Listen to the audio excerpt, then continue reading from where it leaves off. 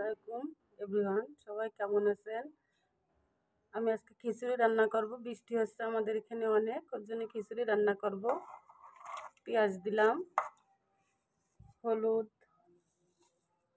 কাঁচা ঝাল, লবণ, শুকনো ঝালের গুঁড়ো, এগুলো সব একসাথে দিলাম। দিয়ে এবার মাখাবো।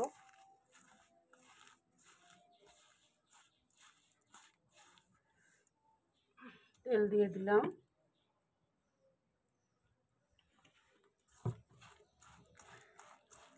দিয়ে ভালো করে মাখাবো।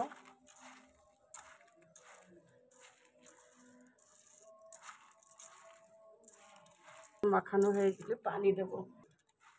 এবার পানি দেবো। আমরা আবার হাঁড়িতে রান্না করি না, প্রেশার কুকারে রান্না করি। এবার প্রেশার কুকারে দেবো।